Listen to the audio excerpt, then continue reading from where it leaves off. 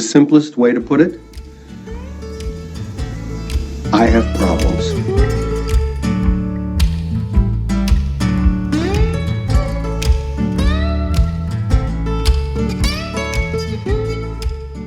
What's up, everybody, and welcome back to another episode of the Pain Management Podcast. I am your host with the least.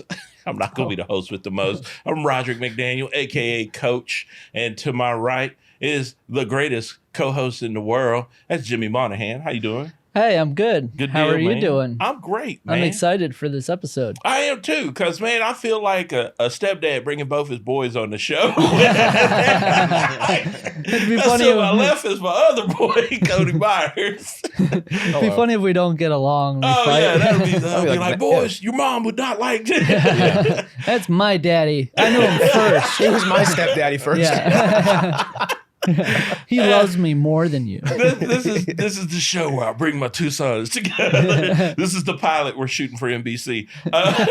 Cody and I we just realized that this past weekend that we hit our year anniversary touring together. Ah, out congrats. on the road this past weekend. And it was at one of the clubs where we've had our biggest breakthrough. Okay. So, yeah, it was kind of like very poetic where we're like, oh, we're at this club. Yeah, and it's where it this all week. started. Yeah, so this How did you guys meet? Tinder, actually. Yeah. Yeah, I just watched Brokeback Mountain and I wanted more friends. We met at this club, I think. Yeah, it was. Yeah. You were doing the Best of the West. Mhm. Was that the name of it? Yeah. The Best of Wednesday the show West. back then. It was Wednesday night, right? Yeah, Wednesdays at 8 every week. They had the Wednesday show back in the day. They invited me to the show. I want to say it was Dean called me up. Hey, you free? I came to the show. Dean's not here. Cody's here. Oh. I meet Cody. But as I'm in the room, anytime I don't know people, what I do is I always go into the green room and I just sit somewhere quietly and then I watch. And so Cody is just doing this thing where he's talking to everybody. He knows the schedule and he's running. It's just running so smoothly. And I'm going, oh, this dude's the brains of this operation because I'm watching how it moves. Yeah. I always, if you sit quiet, you can figure out who's in control of a situation. Mhm. So I just kept watching that and I went, Second time I meet him, same thing. I'm booked again on the show. I come back through and I remember looking at Cody and going, you got the kind of smarts you don't need anybody to pull this off. You really can do this. Because I've watched you twice now. And every time I come into a chaotic situation, you finesse it. You finesse the guests. You're running it. You don't need anybody else. You could totally do this. And after that, we were like best friends, man. It was one of those things where it's like, I always try to encourage people, but I said it to him and then I encouraged the monster because then this fool says, I want to talk to you about this idea I got. And I was like, hit me, holler at me. And he told me the idea and I was like, that is low-key brilliant. You should do it. And he said, good, you're going with me. And I was like, all right, dog. How you going to argue with you when you just hit me with the greatest, most brilliant-ass idea I've heard? So I was like, let's go. And the idea was It was our idea for how to go on the road and do this thing together. It's like where we're doing our double headliner show. Yeah. And he just broke down all this stuff. He had looked at the scene and he had noticed.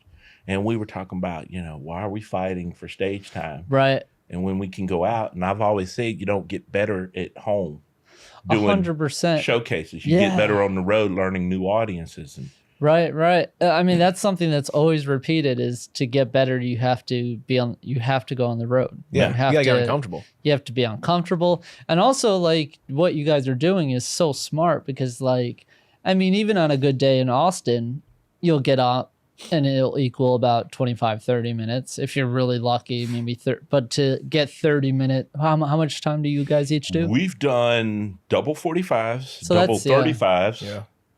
Usually between 35, 45. Yeah. So that's invaluable to Exactly. get that much time. Yeah. And it's like, at the end of the day, at least at my stage, it's about getting better. I need to get better. And that's... The more reps you get, the better you will get. I promise you, man. So I'm going to steal that model. Go for it. Well, there's a couple, guys that, like I write a lot with this comedian, Anthony Papali. Okay. And we've talked about just going on the road and just like setting up little tours. Like, man, it doesn't matter where it is. Like, you know what I mean? Like anyone that will. Do you guys do like a flat rate or how do you guys set it up? Depends. It does Yeah. depend because Yeah. we've done shows where I feel like this is an investment towards something bigger. Yeah. So I know we played clubs where we were like, hey, there's not a flat rate, and there are smaller, like the B and C tier comedy clubs. They're like, hey, we can't afford to pay. Like the Creek's a big club to me. Yeah. Creek, Cap City, Mothership, they have a different pay scale, and they're going to bring in a higher level Right. of comics. Some clubs are going to bring in higher level comics, but they can't do that consistently. Yeah. And so you go to a B or C tier club, which there are so many in the U.S. right now. Oh yeah. And you find one and you're going like, hey, what can you do? Let's work on something. Mhm. And then they, they'll work with you and they'll spot you, man. And plus, if you can do, like, some will be like, well, we have this condo for the comedian. So, okay, you covered lodging and I'm going to make some money and Bam. I'm going to do a set in front of a new audience in Yeah. another state. Let's go. Yeah. So you just start figuring it out. And then there's going to come a time that you're going to have to figure out what your rate is. Because I did a run one time. I went on the road prematurely after a long break from the road, and it was a lesson, and I lost $2,000. Ooh. I lost money. It hurt. It Yeah. was painful. Because if you got to think about if there's days in, let's say you went out for 7 days, how many of those are shows? Yeah. You still got to pay for a hotel room for that day you're in the room Mhm. and there's no show. Yeah. So that's why you want more shows than you're out. Mhm. Do we go for 4 days? Do we go for a week? Want to load it up? Yeah, you got to have as many shows as possible to offset that, unless you have a booking agent that's like, well, we're going to pay for those days in the room Mm-hmm. because we're going to make our money on the bigger show so that we Right. know there's already 200-300 seats. We're going to make our money that we don't mind paying for that room. But a lot of times, that's on you. If you go Yeah. out independently, you got to cover that room and Mhm. you got to cover that food and that gas.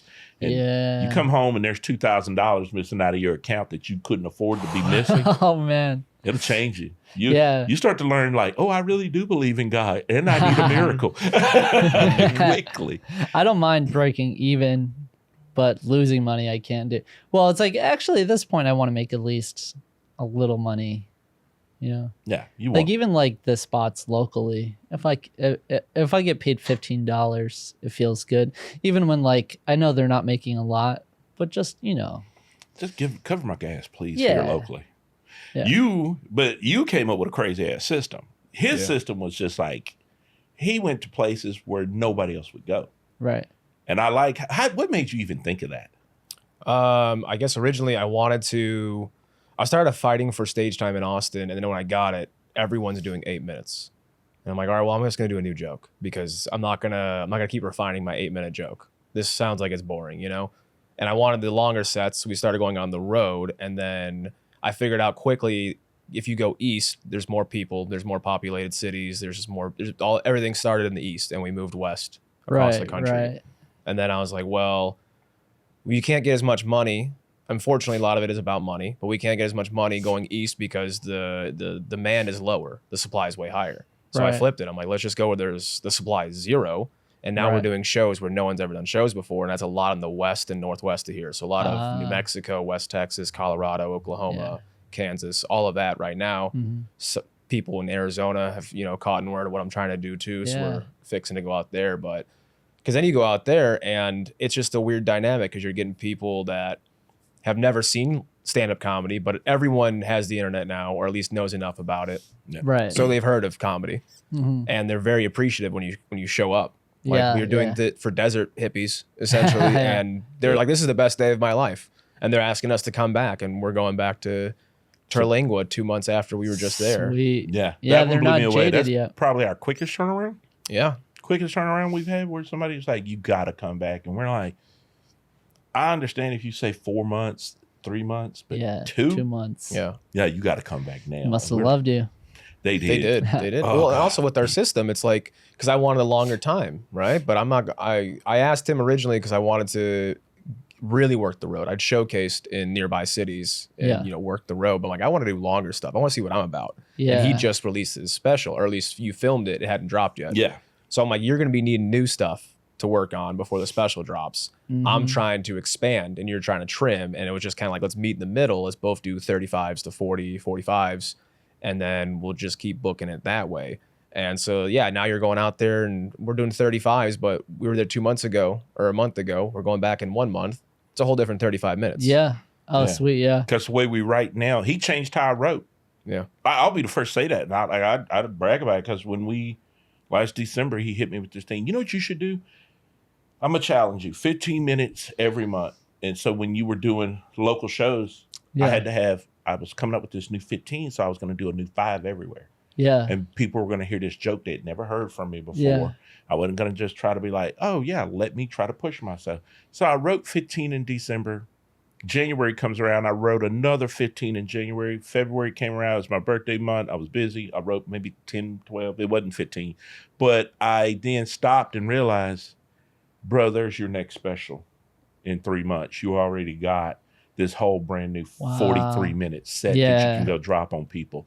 So then we stuck with it. Then I want to say in March, I was getting ready to write the 15, and he said something crazy. I'd mentioned something crazy to him, and I have a habit of saying crazy stuff to Cody, and then him topping my crazy. Yeah. So I said, man, I'm thinking about going back to my first album and rewriting it based on how I write jokes now. Yeah. Yeah. Just really pick it apart and break it down. And it's still this crazy idea in my head that I'm dealing with.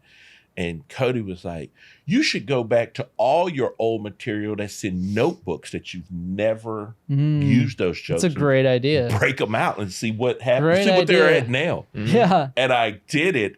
And I just pulled this one notebook out and I got all these notes that I had like in notes on Google and in notebooks. Yeah. I sent myself emails. I pulled all this stuff together. All together, yeah. And I was like, oh crap, there's another 30 minutes. Like when I wrote it all out and put it together, I was like, there's a whole nother 30-minute set right here. Yeah.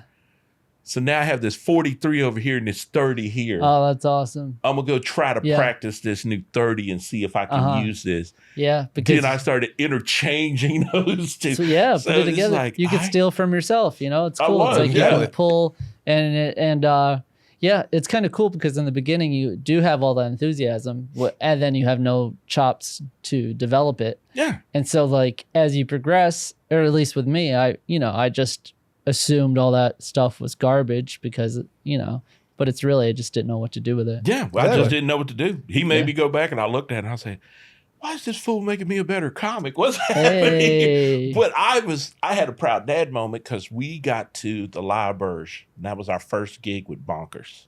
And I remember when we got there, I'm like, oh, wow, we're playing this casino.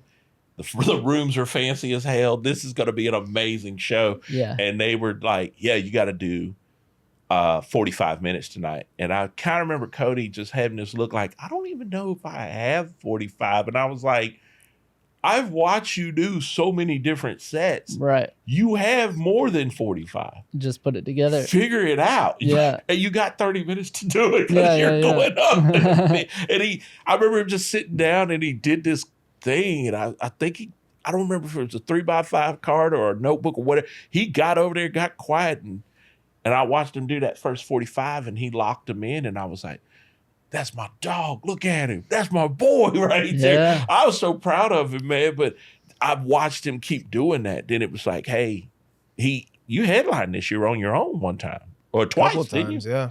Yeah, because there was a time when I couldn't go on the road, and he kept the gigs for us, Nice. Kept it alive. Yeah. man. Barely, but I did. Yeah. Let's talk about that. You almost died. I almost died. Yeah. Tell us about that, because I Sure. wanted you to talk about this. I don't think All people right. realize the road, this crazy part. Yeah, this Yeah. is definitely like the most road that I've ever felt. But we had shows lined up in South Dakota and Nebraska, and I think Kansas. Yep. And then you had to pull out for personal reasons, and I was kind of gung ho about it. I'm like, I want to do this because then I realized like you drop it, I'm like, well, maybe this is like the push. It also lined up where it was like right when I hit 4 years in comedy, and I'm Yeah. like, this feels like it's a good test to see what I've learned in the first 4 years. It's like college at that point, you know? Yeah. Like now it's time to go and apply my degree.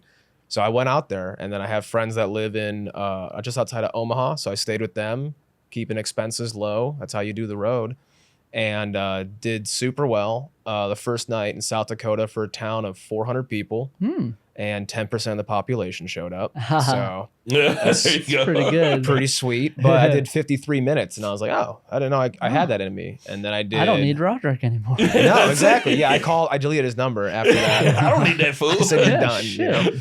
And then I Make a lot did more Lincoln, money. Nebraska the next night and did like 44. And then I should have bought the notebook, but I wrote it all out after like, a little diary. And I'm like, man, riding high. This is great. I'm seeing my best friends from childhood. They have a kid. They have a whole life. And I just did my thing. I'm with them with their thing. I'm like, life really can't get better. I'm going home to my Yeah. girlfriend tomorrow. It's going to be great. And then, because I drove all the way there, I left. And then somewhere in North Kansas, I started having some car troubles and didn't really know what was going on. But figured out somewhere around, I think Hessen, Kansas, like North Kansas, that my wheel was falling off the car. It was like hammering. It was vibrating for a while, and I kept driving it for like 100 miles. And I'm like, what is that? And then it was hammering, and then I was pulling, different directions and stuff, and I could feel it get worse on one side. So I pulled over, saw that 2 of the lugs had snapped off the wheels. Oh, wow. So I was in a truck stop parking lot, and the rim was shot, and I swapped out the rim because I had a donut. And then I had to limp it from Hessen to Wichita to the nearest O'Reilly's to get the parts. And that was a brutal drive going like 35 miles an hour down the highway. This is also in the middle of like just, I guess, normal weather for Kansas because it's like a dust storm the entire time. So I'm trying to work on it. And every time I crawl underneath the car, like the wind rips my shirt up like Winnie the Pooh. And Oh, shit. It felt terrible to get out and just go, stop, like to the wind, Yeah, when you lose a wheel, that's where really bad accidents happen. Yeah. I've been there too, but like I hadn't lost it yet. And I was like, oh, okay, I recognize this. Like I can do this, right? So I limped it on 3 lugs or studs, and then I made it that O'Reilly's. I jacked it up and bought the parts. And I usually travel with a bunch of tools. Like I used to be a mechanic for a long time. Yeah. And if I wasn't, I wouldn't have the confidence to go on the road and fix cars when they break. But I didn't have tools this time. And so I had to keep buying tools at the O'Reilly's. I think I ended up spending about $800 in tools and just various other parts. Wow. But yeah, I had to jack the car up, and when I took off the donut, the other 3 snapped off. So I was like, okay, now this vehicle's here. This wheel's not going back on until I get this, the other one's hammered out, put the new studs on. And I was doing all that. Then the dust storm changed to a thunderstorm. And I've been out there for maybe 5 hours working on it. Terrible time. I'm breaking down. Like I called my girlfriend crying. I'm like, I'm not making it home tonight. And I have no idea when I'm going to make it home. Yeah. Because this is like, we need this car and this is how I'm getting home. And one of the O'Reilly guys drove me to a hotel. I paid for the hotel. And I remember sitting in that hotel and my phone wasn't charging. I has charging issues. But I had, limited battery, watching the battery percentage go down. I had to text my girlfriend, like everything. I'm like, this is where the car's at. This is where I'm at. This is how much money I have right now. This and this. And as I'm going, I'm getting all these messages sent, and then it dies and it's still not charging. So I have no car. It's, a couple miles away on a jack, on a spare tire jack in the middle of a thunderstorm. So I'm like, I hope, the car's still there in the morning. I hope it doesn't fall off because of the wind. Yeah. I'm going through all the money I had because I'd made a decent little amount on those 2 shows in South Dakota and Nebraska, but now I'm flying through that money. Like I'm spending so much money on tools and parts. I don't think I'd spent that $800 yet because it was the first day. But then I'm like, this hotel was $90. Now I spent $400 on this. I had all this, just all the money. And then there's no phone. No phone. I don't know anyone out here. And, I just remember like that was the most alone, and not even just alone because I felt alone before, but it's like, oh, I can change being alone. Yeah. This was like, bro, you're stranded. Yeah. You might be just a new resident of Wichita. You just have to set up camp now. That's how that happens, you know? And like we do these shows on the road. We're going to places where no one's ever played, and you drive through a town. It's just like Williamsburg. It's like, oh, it's because their caravan broke down. Yeah. And they just set up shop. That was their town. Yeah. Yeah, I'm you just colonized. Exactly. I'm like, this might be my broken spoke town. Yeah. I might just have to start, bussing tables or something just to make enough money to get back home. And just have a whole new life. Yeah, honestly. I wonder if the alone feeling was like had to do with the phone too, because like I mean, that's when you really feel alone, when you don't, because like with me, if I don't have my phone, if I'm depressed or something, I'll call someone or, text someone or go on Instagram or watch porn. Yeah, you and- got communication you got something opportunities, but to. Yeah, but no phone. You're just alone with yourself. Yeah. And I mean, I can do that. Like I've Yeah. been in like pretty extreme isolation before. And I Yeah. personally, I don't like phones and most newer technology and shit. Yeah. But it was so different. It was so different, so different, yeah. fast. Yeah, And it was yeah. like, you just flipping a light switch, but you flipped it off and it's just like, oh, what are you going to do now? Yeah. So, I mean, yeah, just being there and I remember I walked outside because I had nothing else to do, I could watch Right. TV, but I was like, I need to just kind of unwind for a second and just Yeah. get all my thoughts together. And it's just a truck stop. It's a hotel for truckers on the side of the road off the highway. And I remember just walking outside. It's a giant gravel lot, and there's like 40 trucks, and they're all running their generators, and just Yeah. you hear the little hum going on. And I'm watching this storm blow in. And I'm just thinking about everything. I'm like, I don't even know what's gonna happen tonight. I don't know what's gonna happen tomorrow. Right. My car could be gone. And all I had on me was a joint. And I remember just smoking and looking at this tree blowing in the wind. And for some reason, I'm like, I think I'll be okay. But all I have to do is get home and I'll be fine. I won't even just be fine. I'll be great in whatever I try to accomplish after, because this is the lowest. This is one of the low. lowest. Yeah. The most recent lowest that I can think of for sure. Yeah. But I was definitely being tested. So, Oh, for sure. but That's the stuff that makes you grow. yeah. Yeah, sometimes you don't want to grow though, Yeah, you I don't want to wanna stay grow yeah, up yeah, yet. yeah, yeah. he said the most gangster thing to me when he told me what happened, and I was talking to him. I was like, he said, it's like, man, at one point, I made this list. Like, okay, here's where we are. Here's where it's at. Telling Sam everything, and I'm like, what if I'm stuck here? What are we gonna do? And he had this like small plan in place, and I was like, I've been touring with fucking MacGyver this whole time. Who is this dude I'm talking to? But he had a plan in place, and I was like, that's badass shit. That's shit that they made me learn in the military. Where it's like, hey, this ship sank, and there's enemy territory that There way. we are. And when you get there, here's what you got to do to set up camp, and Yeah. you can't get caught, can't be burning fires because they're gonna say. So you got to eat these watercress. And I was Right, like, why right. do I know this stuff? For those kind of reasons. Right. But Gotta he set was up some putting it into traps. action. And I was like, what in the world are we listening Problem solver. Yeah, I'm very quick with that. But like, yeah, I instantly was like, this is how much money I have. And this is how much the hotel's costing, So if I have to stay here Right. another night, this is how much I'm going to have the next day. Right. Food, like I can eat pretty sparsely, right? And like, I think I packed food too, because that's another thing you do on the road. At least I like to meal prep and bring food because it lowers the overhead cost. I love eating in the car. Yeah, you love eating in the Best. car? In the car on Yeah. a trip.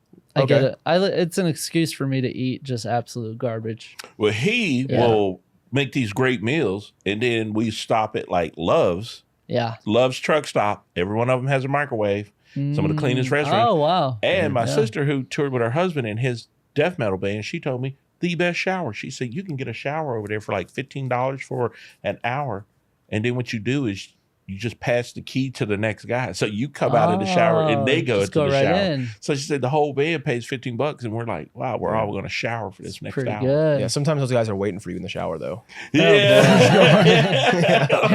Yeah, she said, you pass the key to your next guy, you go. Yeah. So it's like your whole team showers. You can But- shower, but I'm not leaving. It's like, you want it free or not? And you're like, listen, dude. How much you want to save? Cody's got money. We ain't got it. But I do want that ham sandwich, so I got to do what I got to do. So how did it end? What how did you get out of it? I think just I woke up the next day and had like enough sleep that I was like I had enough time to think about things, because like in the moment, like you have tunnel vision, you're like I'm trapped here. This is the worst possible. Like I probably was not going to be. Yeah. Right. Like I have something would have happened. people. I know people within 5 hours from that part that could have probably come out and got me had it gone that bad. But the whole thing was like I need to bring this car. I can get home, Yeah. but I need to have this car. Can't leave the car. Yeah, I just flown to New Jersey in February to buy that car and drove it back because it was cheaper to do that than it was to buy a car in Texas. Right. And I was like, I need this car, especially for where I'm at in comedy, especially because now I'm starting to go on the road and headline. Yeah. You need Like, a car. Yeah. This is my right hand, Oh yeah. So I kind of game planned. I burned myself out. Like I was going crazy. I was writing everything I could, and I think the isolation helped because there was no distractions. Yeah. So before the phone died, like I looked up like local mechanic shops and then mobile mechanics too. And I wrote all the numbers down. So Oh, good. that way, if I didn't have internet or if I needed to use a payphone or something, Right. I could have called someone and be like, hey, this is where I'm at. I had all the stuff I needed to physically down.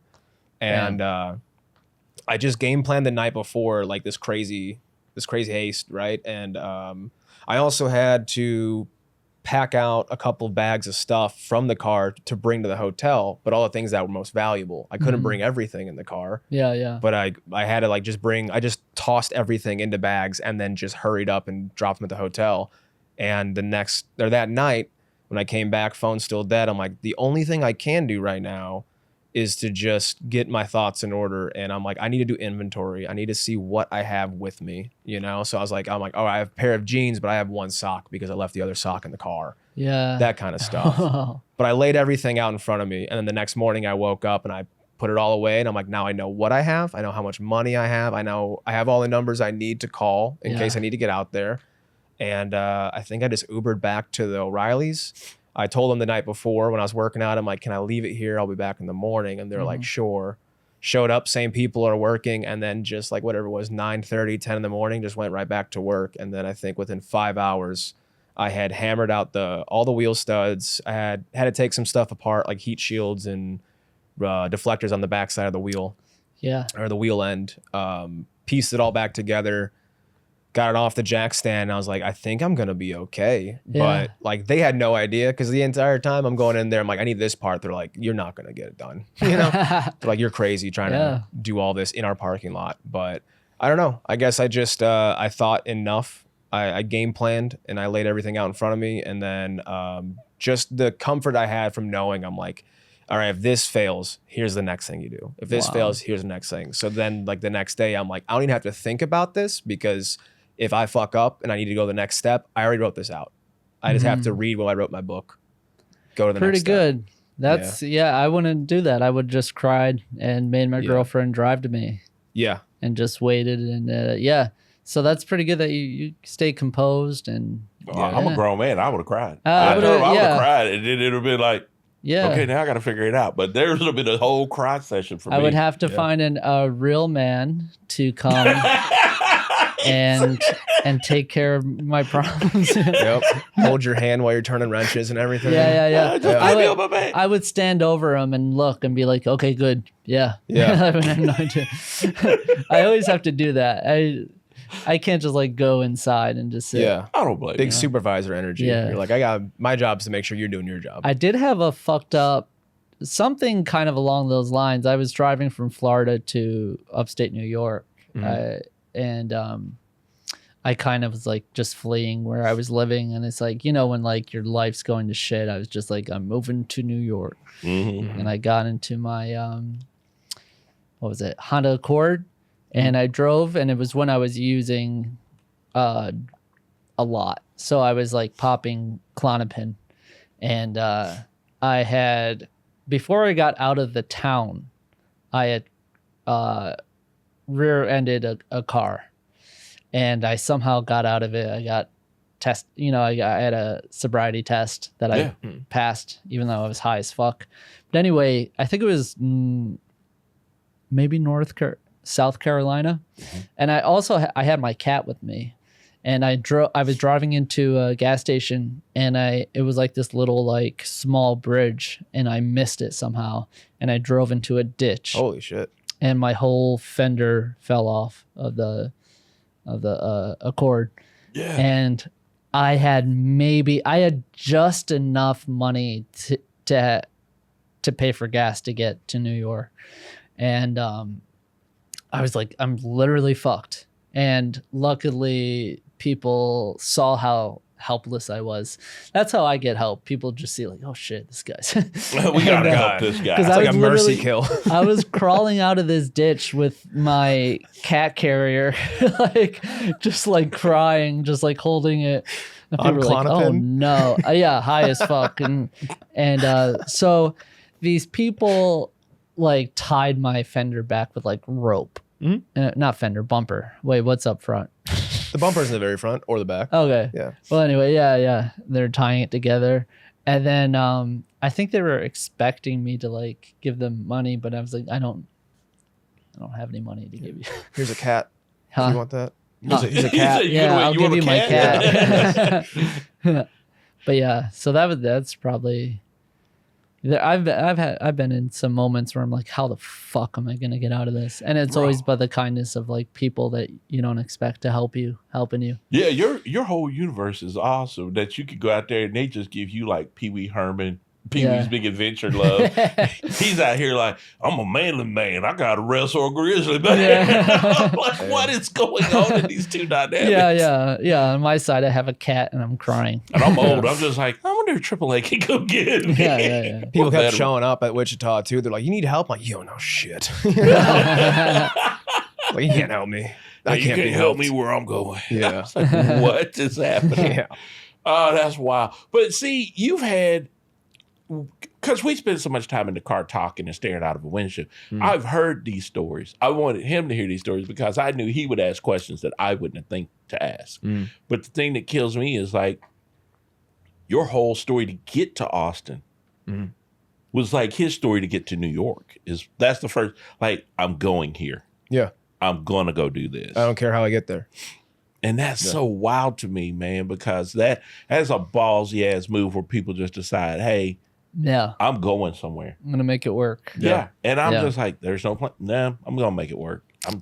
Yeah. It's hell or high water. That's And how then we things go. work. If you have that attitude, things are going to work out one way or another. And so you drove where how did it go about you getting to Austin? So I grew up in Illinois, like Yeah. the northern part of the state by Lake Michigan. And I'd started comedy. I think I got like 2 months in, month and a half. Then COVID happened. And then I just, was an essential worker. And then just every day waking up, roads are empty. I'm making less money than my friends collecting, unemployment right now. Right. Working 55 hours a week. I'm barely breaking even as a hydraulic mechanic. I'm like, I should be making more money than this. And I was just very unhappy with that job. I was very unhappy with everything. Like everything was very convenient to me back then. Like I didn't make many choices on my own. I moved around a whole lot between other states and counties and stuff, and none of those choices were ever mine.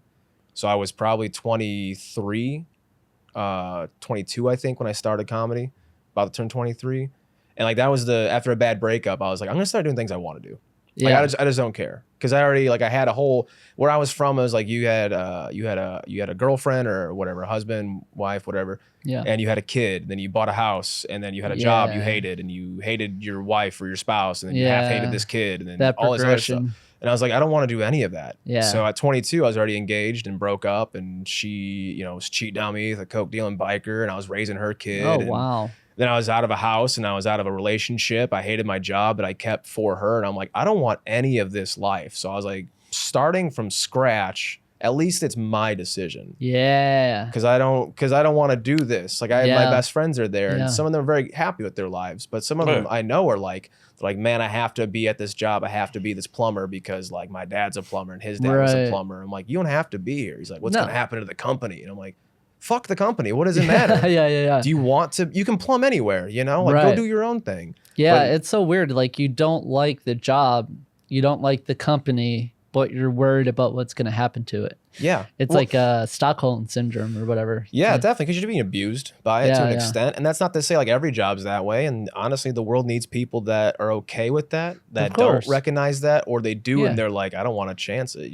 Right. No one Or they wants could to- be happy in that position. Some people are just okay with, We've Yeah. met those people. yeah. We've met those people on the road. Yeah. They're like, I don't want to leave this small Yeah. community They're that just I'm in. very happy This with is it. my joy. This is my happiness. And I'm like, thank God you exist because you keep this country running. Yeah. I couldn't be happy with it. Thank God I exist. I get to come to your town and entertain you. But you do meet them out there. Yeah. Oh, yeah, for sure. And it's, I think that's why it feels so weird sometimes as a comedian doing what we're doing, because it's not what we're supposed to do. We're Yeah. supposed to have a family and kids and have a house, and we're not doing any of that. And a lot of the times I'm like, shit, it feels weird. It almost feels like sometimes it feels like I'm just like, shit, I get imposter syndrome where I'm like, Mm. am I just like hiding out from life? But then I think like it always comes down to, would I want to do anything else? Yeah. And the answer is always no. So I'm like, okay, so I'm good. Yeah. But Yep, that's the best way to look at it. yeah, Because, dude, I did that whole thing. I did the whole corporate America thing. I worked jobs that I loved. I worked jobs that I didn't love, but you know what I did love? That wife and kids. So Yeah. that's why you go do those things you don't love for the Right. people you do love. yeah. But, That's a sacrifice. Man, when they left, and I remember telling, when I knew I was going to quit EA, I gave everybody a year warning, all my kids, like, hey, you're on my insurance. You got a year. Use this insurance up. Get your Yeah. eyes fixed, do your dental, whatever you got to do. You got 365 days to fix your shit, because I'm quitting this job on this day Wow. in 2020. Yeah. And when I leave, you're all on your own. So I got them all to that point. I gave them a year warning, and I started the countdown. And I was we just talked about it this weekend. I told Cody, man, I had a whole like gig set up. I had my first tour. Yeah. You know, and I was still trying to use all these old school ways of booking it and all these old school connections. Mm. And then COVID came around. They were like March 12th. I was sitting at home and I watched that whole tour disappear. Yeah. And I had all that money from the video game industry where I was like, well, I got a couple months worth of money saved up. I'm good till June. Yeah. But in my head, I was like, I'm going to go on tour and I'll be a stand-up comedian. I'll be back in the scene, make my connections. It's not going to be hard. I'll be making money from the road by that time. And then COVID came up to my house, like, heard you talking shit. Yeah. I ain't got nothing now. Yeah. So I Yeah. basically rebooted. And I still, at that point, was like, I'd rather drive for Uber and tell jokes at a drive-in theater Right. to cars than to ever go back into an office again. Yeah. And once you know that that's what you want to do, then you can deal with all the other bullshit. Like my job, I work at Whole Foods, and it sucks a lot of the times, but it's bearable because I know it's just a means to an end. Yeah. You know, it's like, this is what I want to do. Yeah, it's not your end game. Yeah. It's not my end game. Yeah. And which helps. But yeah, so how quickly did you make that decision to come here? You're just like, fuck it, I'm going. I think during COVID, so COVID happened, like I just started comedy and I was like, this is great. Like it was the one time I didn't have to overthink anything. Yeah. And it felt natural because like as a Yeah. mechanic, I was just like, oh man, this might take longer than this. If I do this bolt snaps, now it's gonna cost this much time, you know? Never had to think about comedy. People are Yeah. like, you want to come out here, I'll give you 20 minutes, you gotta drive 2 hours and it's gonna be $20. I'm like, yep, I'm doing that. Yeah. It just felt fine. It felt great, right? And then it got taken away from me, and I'm like, that was the one decision. Like, I really was like, this is what I want to do, and it felt amazing. So I started did some like speakeasy shows when you weren't supposed to between Illinois and Wisconsin. Right. But I started game planning, and I had this idea to at least transfer out from my shop to another shop across the country. And then I was like, it was to LA. It was to Pomona or something just outside of it. And then I was like, I don't know if I want to go to LA. I don't like cities. Mm-hmm. I don't want to do that. And then I started thinking where I could go, but I was like within 5 months. But like at the time, I had money saved up, and I was gonna buy like a short bus and make it like a mobile home, you know. And then I could have done that, but that was gonna cost more time. And I'm like, I want to be gone now. Yeah, Like, my you lease just was wanna go, ending. yeah. I'd moved in with some friends and was living in a basement for a few months. Mm. And I was like, none of this stuff matters to me. Yeah. I don't care. Like I want to do this, and I have Yeah. all the time right now. It feels like the time to do it. I don't know. So it was less than a year. I left in September, or the end of August of 21. Right. August of 21, I left. And so, yeah, it'd been just over a year since COVID had started, I think. Hmm. And things kept opening up and closing, but I was like, I need the Right. consistency. I need somewhere open. Mm-hmm. So I thought about Austin, Nashville. I think Salt Lake City was another one that was open. Yeah. But I was like, I think I'd be happier homeless living in my car than I would whatever I am right now. Yeah, And right. I built the car up. Like I put a secondary battery system in the trunk. I had it charging off the primary battery. I had an inverter. I had a water supply. I had a stove. Like I had everything in there. I built Yeah. it up to live in there. I got a hammock in the car. Yeah, I made a hammock to stretch, like I like lay flat, and that ended up fucking up my body pretty bad. Still to this day. I'll do that. Yeah. Did not know that. Yeah, it's like a medical condition Just called for- hammock hips, but Damn. it's not real yet. What's it but called? Hammock hips. Hammock hips. Yeah. Yeah, I'm coining it. That's my ride to fame. Yeah, no, but I didn't know that. I was like, he's like, no, sleeping in a hammock, your body starts, because gravity's still on your body while Oh, you're up right. there It's floating. just Yeah. So curving now it your up. body's starting to curve and your hips are Yeah. coming up and your body weight's going down. And you're going, Yeah, I don't you think you're- deformed your body for comedy? Okay, Yeah. that's a dedication. Dude, I went down 3 pant sizes in like the first month and a half from all the atrophy. Just from being suspended. Like I still haven't put on much weight. Like I think I came down here, I was like 225 pounds. Wow. And I lost a lot of weight just living in my car and yeah. Yeah. not affording Man, I'm food. about to move into my car. You can do it. You're gonna need a bigger hammock, but you can do it. I'm gonna need a bigger car. Yeah. I am gonna have to build a bus. Yeah. But The yeah, hammock diet. bro, that's crazy. And I remember you telling me, like when you got here, because I was telling Justin before the show, I said I didn't realize how many people were car comics. Yeah. That y'all were living out of. And you hear the story from Steve Harvey, and I go, oh yeah, he did that. I didn't know how many people in Austin were doing that. They were like, I live out of my car, I shower at Planet Fitness. Yeah. There was this whole world that I did not know existed Yeah. for comedians in this town. Mm-hmm. And you were telling me, like, some people would treat you weird about it, man. Most people hated it, yeah.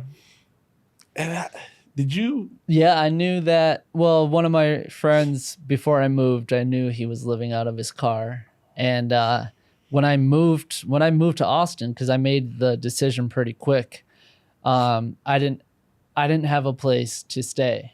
I was gonna live out of my car, and I was like so amped to move here that I was like, I'm gonna do it. I don't give a fuck. I want to be uncomfortable. You know, Mhm. it will motivate me. And then I didn't have a place to live maybe 6 or 7 days before I moved here. And then a couple comics that lived in Orlando were like, hey, there's an extra room. Do you want it? And I'm like, oh, thank God. Because I'm just like, I don't know if I could have swung it. I mean, I would have made it work somehow, but Yeah, because when But- you have no choice, you have yeah, to I make didn't it have work, a but- choice. But like, just I remember like, I got here and I had a room, and I bought an air mattress and I slept on an air mattress for about 5 or 6 months. That's And rough. It was enough for me just to Yeah. have a room. But I don't know if I would have been able to do it. But there are comics that I just found out that a comic that I know is living out of his car. It's a whole like lifestyle, I guess. I didn't know. And I think what blew me away is like, I didn't know that there were people that were like looking down their nose at the comic that was living in the car. And I was Oh. going, I admire why are it. you looking down your nose at this guy? Like, there's so many greats Yeah. in this thing. Yeah. And I'm one of those guys, like, I know I'm blessed to be in my situation because my dad made some smart financial decisions where I live in Right. a house that I don't have to pay for. Right. But at the same time, I've also been in a homeless shelter in my Right, life. So right. I'm not looking down my nose at anybody because I Yeah, know for sure. we're all one check away from being homeless. Yeah. Oh yeah. One paycheck goes wrong or you get laid off from a job, you can end up homeless. I was in a homeless shelter. I met Yeah. many people in that homeless shelter like that. Yeah. And yeah. so it was kind of It's not crazy, fun. man. No. Yeah. And I'm just looking at people like, you can't look down your nose at this dude for living in his car, but they did.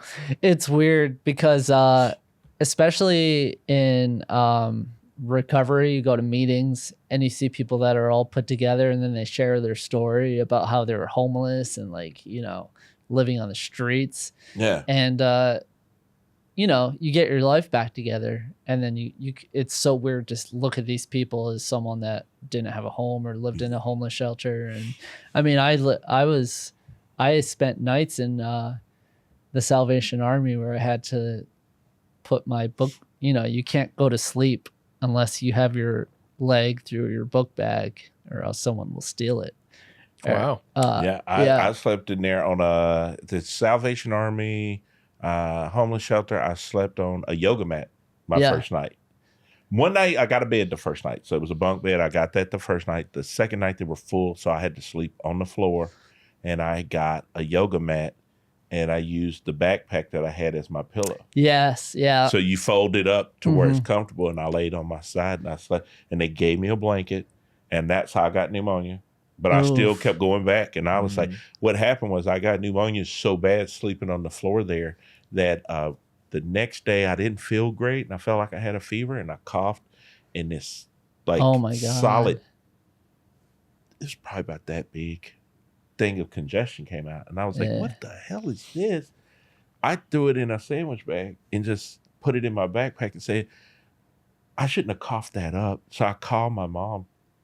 And I remember telling her, hey, I don't know what happened, but I coughed. And this thing came out and it's ice cold. But I put it in a sandwich bag. And she said, I'm coming to get you. Where are you at? I told her where I was at. She drove up, got me, took me to an emergency room. Yeah. And I got in there and they said, one of your lungs is closed and the other is trying to close. You have pneumonia. And they did the x-ray and they were like, you were probably 2 hours from about to die. Because your lungs were closing. And I was still on that kick like, I ain't dead yet and I got shit to do. So you just keep moving. You just keep, I got this goal I'm going toward. Yeah. So that was, I've been there, man, where you're just like, you gotta go. I don't get a chance to lay down and just, I feel so bad. I used to get, I'm sorry, go ahead. Oh, no, go ahead. I used to get crazy sick in the car because I spent one of the freezes living in my car. Jesus. And I was in the hammock too. So like you would have heat below you, right? Yeah. I had a little like portable, whatever it is, camping gas, like, Mr. Buddy or Mr. Heater thing you use for camping. But I almost started lighting that in the car. I'm like, I'll probably die from the fumes. Oh, yeah. In here. Yeah. You almost killed yourself one time in a trailer with that. Yeah. With fumes. Yeah. I'm just too dumb to kill myself though. Like I can't be. Yeah. He tells me these stories. And he said, yeah, man, I think I about killed myself with the fumes. What do you mean? Well, the trailer I was in wasn't ventilated and I was cooking and I was like, how are you alive? What is happening? That was less than a year ago. That comedy put me in there too. Comics fucking me on a lease put me into that camper on a commune. I remember that, yeah. And then, then I almost killed myself in that commune. And that was a fun time. But yeah, I used to get crazy sick in the hammock in the wintertime because there's no way to retain the heat. Like I would fill the hammock with like more blankets. I had a sleeping bag, but you have cold, stale air below you. Like, when you drive on the road and it's like bridges may freeze faster from the airflow. Yeah. It was that. And then, because the hammock is set up, my head is right next to the window. Oh, so every night I'm going to sleep on a frozen window and I'd wake up and I don't know if it was a cold or pneumonia, something, but like for a good probably 2 months, just so sick. And I was losing weight like crazy too. Jesus. But I didn't have you don't got body fat to even protect you at this point. You're starting to lose that. No, I was looking, because what's crazy too is like I did a lot of like video documentaries of this too, like just how like my mental state at the time. Man, that would have been a great show and tell for this show, huh? Oh, bro, I would totally watch some of those. Been like, okay, you're definitely on the borderline of psychosis right there. Is that or death? Like I remember seeing my face and I'd never looked so pale before. Like I looked like the lights. Like it was I looked disgusting and like everything, like just looked like I was falling apart. Looked like a leper, essentially. Okay, so that's probably why some people are looking down their nose at you because they're like, this dude's dying of cancer. Yeah. Well, then you got to think too. When I moved here, it was like before the big, like before everyone really got here. Because the creek was the only club that was open. And there was a bunch of people living in their car, right? And there's just a bunch of homeless people. But there's definitely there's got to be a graph where it's like, how homeless are you? How funny are you? Hey, where does that end? The funnier you are, the more homeless you can be. And I definitely wasn't as funny as I was as homeless at the time. Right.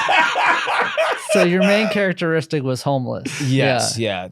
I think it makes more sense now if I'm homeless based on how I look and the mentality I have. But as I would believe it. Bright-eyed, bushy-tailed, fat, pudgy kid from the Midwest and trying to grow my hair out, and I had like a really long, I can't grow like a goatee because it looks racist, but like I just had this weird facial hair, and I looked like almost see-through, and I was like, I got jokes too, and everyone's like, I'm not talking to this guy. Right. Did somebody let a homeless dude in here? Well, kind of. He's on the show tonight. Yeah, for sure. He's going third. Yeah. I remember when I first got here, I found out about the Romo room, and that was a thing. Yes. And I was like, you can get up 4 times in one night here. So I used to just park at the parking garage at the Domain. In the Domain. And I would just sleep there between sets and I'd keep going up. But man, That was like the main club I was trying to do. And I just kept doing all these open mics. And I was like, I hit the ground running. I was like, I'm already writing all these jokes about living in my car or what I think living in my car is going to be like. I hit Austin. I tried doing these jokes. I get off stage. I'm getting no laughs. Oof. I get off stage. Every other comic on the lineup's doing jokes about how they also live in their car. I'm like, damn. Shit, I thought it was original. Yeah. There goes everything. All that hard work and training. You know? Golly, dude, he messed me up when he started telling me. We were talking about it one day, and I was like, wait, who all were car comics? Yeah. And then I started hearing the list of car comics, and I was like, that's a lot of comics. Yeah. They were living in cars that people were like, don't mess with them. They live out of a car. Now, some were weird. Yeah. But you were the least weird of all the car comics that I knew. So I was like, I didn't It's think. so sweet. Yeah, there's some. That's so sweet. There were some weird ones. There was one I was like, I didn't even know that dude was a comic. I just thought that was some sociopath that liked jokes. Yeah. And then they were like, no, he was a comic. And I was like, oh, okay, he was scary. But the rest of them, I was like, they're not scary. They're good people. Yeah. That's a wild thing. Okay, because I got to ask you the question, because I know you and I have talked about this, and I've said, in my travels over the years, things you went through, I know would break other people. There are other people that would have been like, I'm done. Yeah. I don't want to do this. Yeah, smarter people. For sure. Yeah. What made you, were there any times where you thought about quitting ever? No. Never once. Still no. I mean, there's definitely times where I'm like, it would make sense, you know, but I'm like, I've done the normal stuff. I don't like to do that. And like, I think at the time, this year specifically was a lot of hurt and heartbreak. And I mean, this last, like, you know, a year ago, Yeah. pretty much moving out of, almost getting evicted out of that apartment, moving into the commune, living there, car breaking while I was out there, having to rent cars and U-Hauls to get around to do gigs. That was a rough time for you, Cody. It was rough for me to watch you go through that, because I'm like, well, this is my dog, and my dog is suffering through this. Yeah. Moving into the apartment with the girlfriend who wasn't here yet, you know, so 2 months in just an empty ass apartment. We had fucking mold, no water, a whole bunch of wild stuff. We're working the road. Like all of that kind of just led into me realize, like, I think I'm just different. Oh, yeah, no. Many a times I've said that. Yeah. So there are people that I say, oh, they're built different. I mean that when I talk about you. Your whole mentality on stuff was built differently. Yeah. Because I know people, we've lost people in comedy that have had setbacks that I know, hey, they were like, I don't see another way. Mm-hmm. Yeah. And next thing I know, I'm having to hear about this person's taking their life. Yeah. Cody would be telling me these stories, and I'd just be like, you good? You know, I'm just talking to him, and he'd just be like, yeah, we're going here next week, and we're doing this. And I said, okay, that's what we're doing. And also, that was part of what motivated me, was that I knew your situation with the trailer and living on the commune, which was basically a cult. He lived with a cult. I don't want to say that it was a cult, but it was a cult, because they would always say this thing to him on the commune where when he first got there, the owner told him, it's not a cult. And he said, well, that's weird you bring it up. And I did. Yeah. That's what cults say. Exactly. I asked him, like, you guys consider yourself a commune? And like, he stopped. He's like, we're not a cult. I'm like, I didn't say that. Yeah, I did not even bring that word up. They told me to try the water like 1,000 times. And I'm like, I was going to have it. Gosh. I wasn't going to try it, Right. you know? And then like, I saw there's like a bunch of floaty stuff in there. And like, I've lived on well water before, but I'm like, this looks different. And I did drink it for a little bit. I think I got a parasite from there, because then I lost a lot of weight and I had a bunch of stomach issues for a long time. I remember some of the stomach issues. Like, dude, he went through things that I'm telling you, most people would have been like, yeah, I give up. I'm going back home. I'll be by my family. I'm done. I'm not doing comedy. Yeah. And I've known people that tapped out during the pandemic from comedy. And Cody would keep coming up against these walls, these brick walls.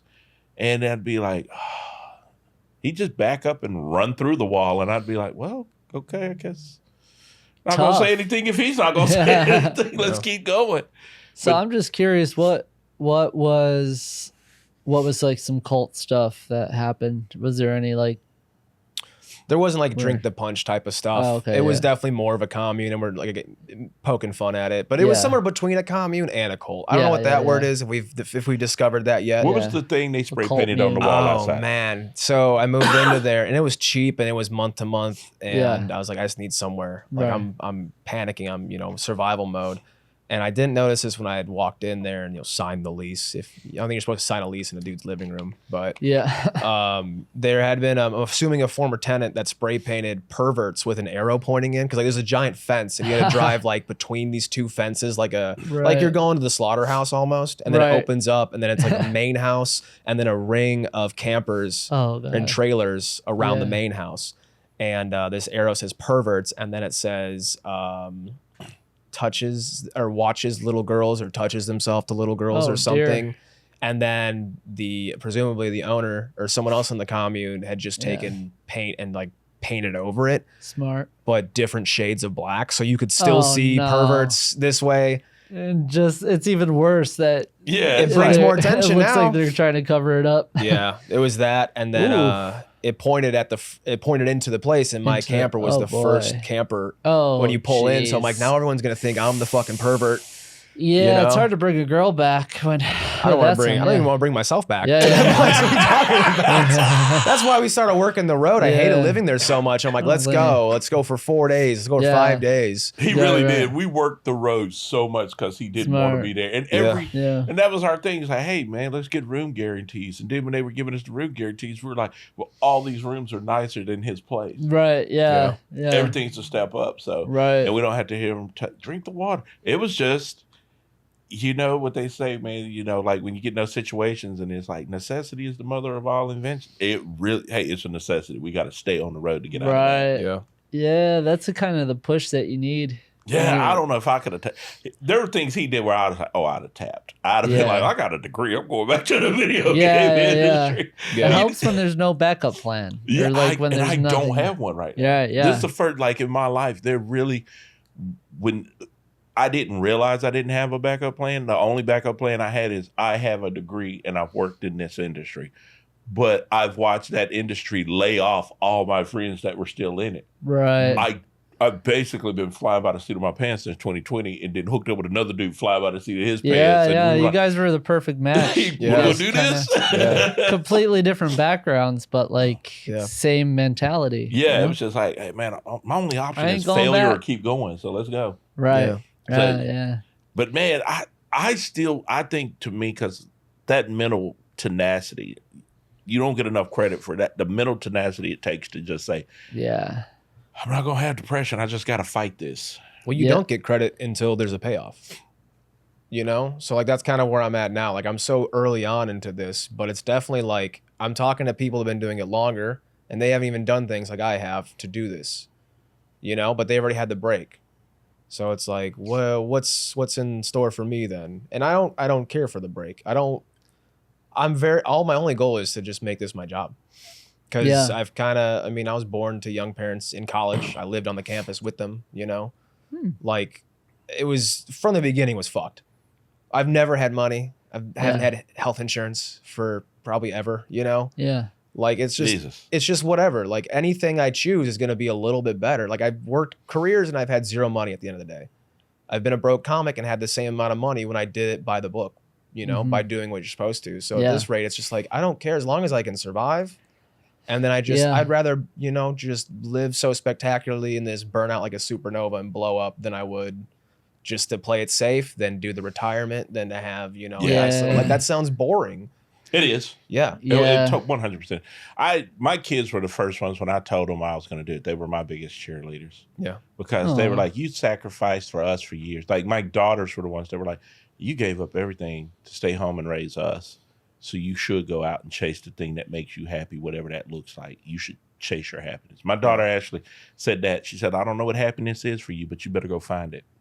What fucks me up is how many people I've met along this journey, even just people like, they'll come out to one show, right? And you'll see it. Sometimes they pay way too much for merch because they're like, it's going to help you, right? But they don't know, like, then that stuff happens to me. Like, I'm almost fighting back tears because I'm like, they don't know that I haven't eaten in 2 days or something. Right. They don't know that this $20 is going to put gas in my tank to get home. Yeah. Because I didn't plan for that. I'm flying that hard by the seat of my ass, right? Yeah. Like all the family members that are living vicariously through me, or all my friends back home, because they just never took that jump. A lot of them have the kids, they chose the comfortable route, and that's fine. You can do that. But when then they pull you aside and they're like, here's $50, here's $100. And I'm like, you don't have to do that. And they're like, it's important that you do this. You know, that's the shit that chokes me up. Like I got a birthday card from work a few months ago, and it's the work birthday card is always the dumbest thing because you don't care. You're like, say something nice about them. I don't know anything about them besides that they're here, you know? Right. But the one guy that I talked to a lot, he wrote, you know, something like keep following the dream. Keep doing it. It means something. And there's just like everyone else is like, hey, hope you have the best day ever. And his was like a real note because he's been through a lot of shit. Oh, shit. He tried to do his dream and then he stopped once he found, you know, that plateau where he's like, things are finally calm enough and I'm happy enough. But I was like, I'm not happy enough yet. Yeah. With that. So that stuff. Where I'm at now, it's like people recognizing the struggle, but also being like, I tried it and I know what you're going through. And then, you know, those serious conversations. Those are the ones that are like, okay, so some people are starting to take notice, and that is nice. It makes a difference. Sometimes just a compliment or just a show that you get booked on. Those little tiny things can really carry you for a long time. And you know, this is something where you don't know when you're going to get a break or if you're going to get a break or where it's going to lead or what any. So I think it's so important to enjoy what we have right now. And because you know, it's a long, I mean, you listen to comics that have been doing it for 20, 25 years and they talk about how they didn't make big leaps until 10, 11, 12 years in. So it's like, really have to enjoy this right now, you know? Bro, I'm going to be honest with you. The first leap I made after this many years would have been 2020. Yeah. So this is year 22. So you're telling me I was 18 years in before I made my first big. Right. This is how I'm going to die, doing this. Yeah. So that's 18 years in, like, where it was like, this is it. You know, it's. Yeah. This has got to feed me. This has got to clothe me. This has got to keep me alive. Oof. But there was like I say, I still had a house that my dad had paid for with his death so I had this thing where it was like, I'm not homeless, but I'm blessed enough to be in this situation to go this hard. Right. Because somebody else sacrificed for me. Yeah. And so I was in a situation where, and I was like, I can't waste that sacrifice. Mm-hmm. Yeah. Mm-hmm. So, yeah, it wasn't like you got dealt better cards. You just hung around long enough for a new round, and then you got better cards. I got better cards, but somebody had Mm-hmm. sacrificed, and I was like, I can't waste that, dude. No. I felt like it would be disrespectful to my dad's life if I was just like, well, I'm going to fuck this off. And I was like, dude, he did not do that for you to go fuck it. And what was so cool is like my brother was a musician, and so he is now musical director for the city of Austin's jazz company. So he does this whole, he's got a badass career now, but he was like, I'm just going to be a full-time musician. So we were both in a situation where we're just going to go hard to the paint. We're going to be able to pursue these things we want to do in the arts, but we're good. We got this back up because we had somebody that sacrificed for us. Love it. And now he's hit like he's big time. I'm still waiting to be big time. Please, Hallmark, help me. I just want one movie, bro. Help me be big time, Hallmark. I just want one Christmas movie. Snow Globe Salesman. That could be a good route for you. Dude, I would do that movie tomorrow. Just selling magical snow globes and making white girls fall in love with their dream mate. Oh, that's a series. They could do that. Easily. You could star in that. I need that hookup, man. I hope somebody from Hallmark hears this and say, I like that chubby black dude. Yeah, let's do it. Well, how about this? I feel like a lot of comics, especially in this scene, they think that once they move to Austin, their dreams are made. Oh, God. And they're waiting for the break, So I mean, we're joking, right? But how sick would a Hallmark sponsorship or credit be? What are you doing to actually put that into motion? Yeah. Because a lot of comics, they're like, well, I'm doing everything right. I moved here. I'm doing Kill Tony. Yeah. I'm getting up at Mothership. I'm doing this and that. I'm getting the reps in. It's like, okay, but what are you doing that no one else is doing right now? And that is writing Hallmark every single day. or playing those things where it's like, what are the women that like Hallmark? What are you doing? And that's really where I've made, like when I start looking at my numbers on like Spotify and who my fans are and who's following me, that's where I'm starting to make the biggest inroads. It's women between the ages of 18 and 43. And I was like,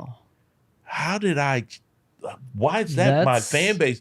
But then I listen to the jokes. I tell jokes about Hallmark Christmas movies. I tell jokes about if you've cried at that table about a man, look to your left, look to your right. If you're the girl that cried, the women to your left and your right think you're a dumbass. And I started writing those jokes because my daughters were getting older, and I was writing jokes to them and their friends. And then those jokes have made it out. And so it's changed how I tell jokes, what I talk about, but it's changing my fan base. But I definitely want that Hallmark money.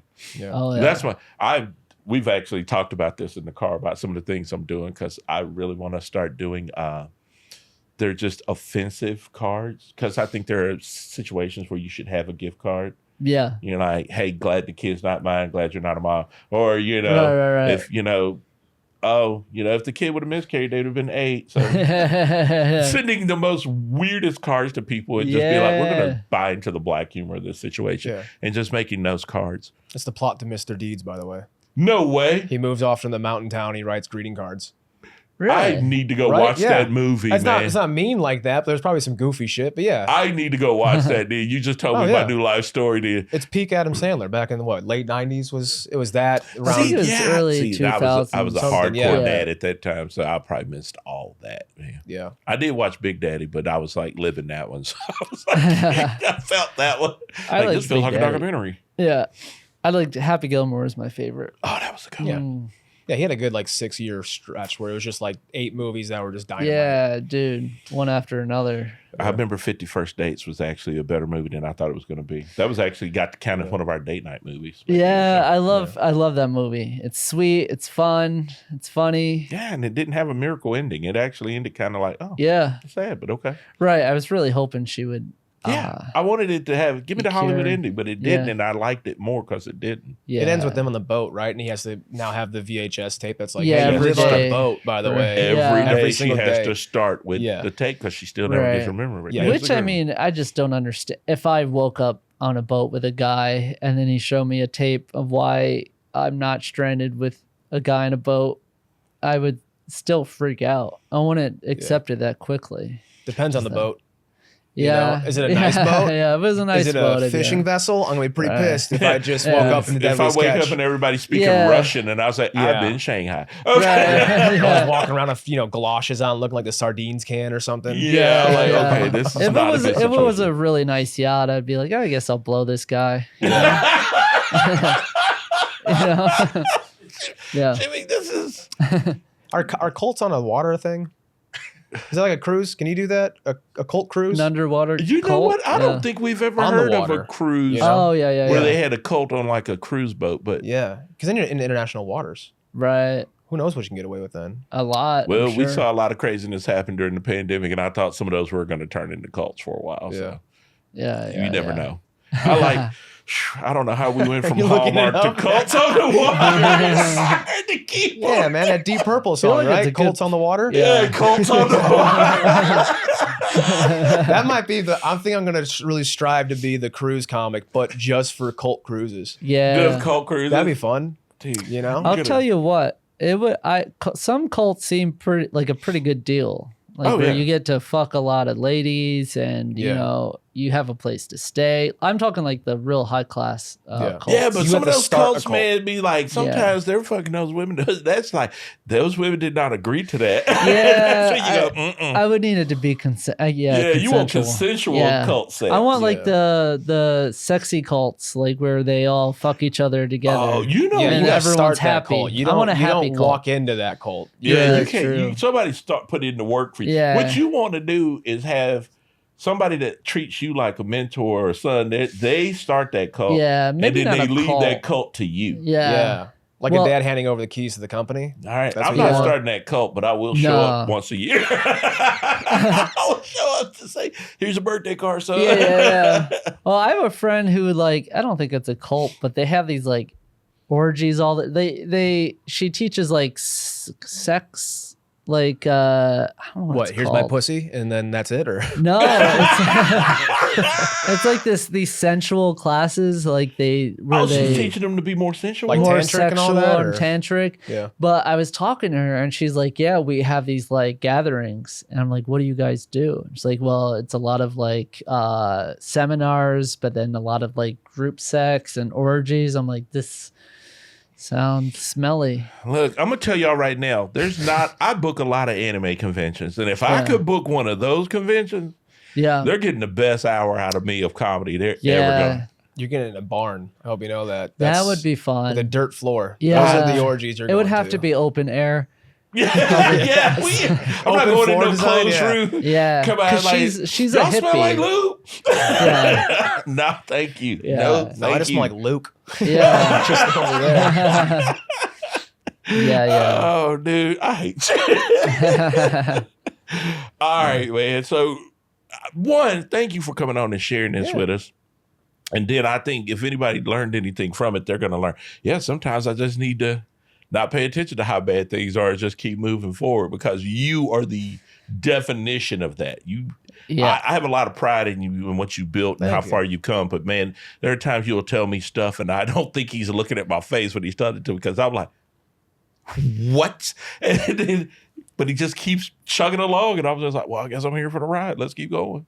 I love it. Yeah, I can't let him go out solo. Except that one time. The one time I don't go on the road with him, I'm so proud of him seeing the pictures. And then he's like, man, I almost died. Wait, slow down. Go back a whole story. What happened? So when he told me about what happened, and I really did have them. I thought I was dying. That was when they did the thing for, hey, they're going to bring me to the hospital and find out if I had cancer at that time. And I'm keeping it quiet. I'm not telling anybody that I think, I had cancer.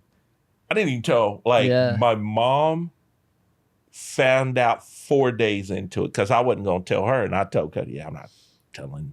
I wasn't going to tell anybody. I was really going to Norm McDaniel, y'all. Right. That was my plan. I know you're looking at me side-eye, but my plan was if I have cancer, I'm not going to tell anybody. Yeah. If Chadwick Boseman and Norm can do it, I can do it. I'm just going to lose a lot of weight. When y'all ask me, why did you lose that much weight so quick? I'm going to be like, keto, and then die. Is that why you're wearing the breast cancer awareness shirt? That is exactly why. Because it was in my titties. They're naturals. I would tell everybody. I'd be like, hey, can I get on your show? No, it's full. I have cancer. How many more shows have you have that I'm going to be able to get on? They'd be like, you're at home. Do you give the guy of cancer a guest spot? Like, that feels like you have to get a full spot then. Oh, you got to be able to close out if you got cancer. I'm going to be like, you got to come as do someone it. who would run a show, I probably wouldn't. I'd be like, you can get 5. Yeah. You want a cold open? Yeah, dude, yeah. You make somebody come open for cancer guy. Okay. I'm sorry. Somebody. It depends if they're funny. Yeah. I like how even if I don't care if you have cancer, you're not funny, you're not on the show. It's trying the to be same. fair. It's the same graph as the homeless. It's how much cancer do you have? How funny are you? Yeah. And then actually, if you look yeah. at it, it's just the ribbon, you know? Yeah. I'm just going to let you guys know if you got cancer and you're thinking of moving to Austin, you're not getting on these 2 shows. Yeah. I can't help you. You may not even make it to this podcast, Sophie, and that'd be a good story. Right. Like, how are you staying, so upbeat? Well, I can't get on Jimmy's show, and I'm just living out of spite. All right. How can we find you online, bro? Slim Fit Large at everything. Go to my website. I try to keep everything in-house. Slimfitlarge.com. Slimfitlarge.com. Cute. There's links to whatever YouTube, Instagram. I don't like social media, but when I use it, it's at my own leisure. But I post like the road journals. I journal everything on the road. So it's less like comedy. It's more of like an adventure book or trailblazing. So I like to post about that, what I see, how I feel about things, what's going on. That's on my website, and then there's clips and whatever else on there. I will say this. He has taken me to a place when I was up on stage. They were talking to Cody, and they told him one time, they said, I think Roderick's the first black guy that's ever played the stage. And I told you that was like, that keeps happening. But we keep going to these shows, and people are like, I've never seen stand-up comedy before. This is my first stand-up comedy show. And I'm like, oh, we gave them that work. Yeah. And they're like fans of it now. But I'm starting to realize there are times where we're going into rooms where one, they've never seen stand-up. They've never seen a black guy. They've never seen a black guy. Yeah, a lot of firsts. Because remember, I asked them, I said, is there any black guys here? And they said, there's one dude that shows up in the winter. And I was like, you have one? Yeah, We they thought got you were one. Dominican out there. Oh, they did. Yeah, you're a desert Dominican is what you are. That's that, dude. Yeah, wow. You gonna jerk some chicken? No, I don't call it chicken, but I'm gonna jerk it once I get back to my room. It's a personal question. But yeah, no, bro, I appreciate you coming on and just sharing this with us, man, about that mental fortitude. I was like, that's crazy, because that's stuff that it would break some comics. But I think if anybody hears your story, they can know, hey, man, if he can hold on, I could hold on maybe one more day. No, they're going to call me gay in the comments. That's how it always goes. But it's still better than when Dulce said you look like the hot version of the Trump shooter. Yeah. Wow. She saw his high school picture. We figured it was a high school picture. Yeah. And she said, he looks like a hot version of the Trump shooter. And I was like, that is the most diabolical work anybody's ever You could play him in like a movie. Oh, yeah. That Koresh, Dahmer, probably someone for sure. Well, Hallmark, if you give me my movie, I know another dude. We could get him on a movie too. It'd be crazy if Hallmark made a movie about the Trump shooter. Oh my God. Like he gets a second chance at life and now he's got to go. You got to do 7 good deeds and then I'm there as an angel. If you believe in the miracle of Christmas. He opens up a shop in New England. It's me and Cody in that film. They're like, that is a crazy script. I would watch it. We're going to pitch that as our first movie. Yes. See if we can land that one with Hallmark. All right. Jimmy, what you got coming up, man? Anything major? I'm going to be at an open mic. No. Hey, who books that? Who books that? Nothing big, really. Just, local shows. But I post everything on my Instagram at Jimmy.Moynihan. All right.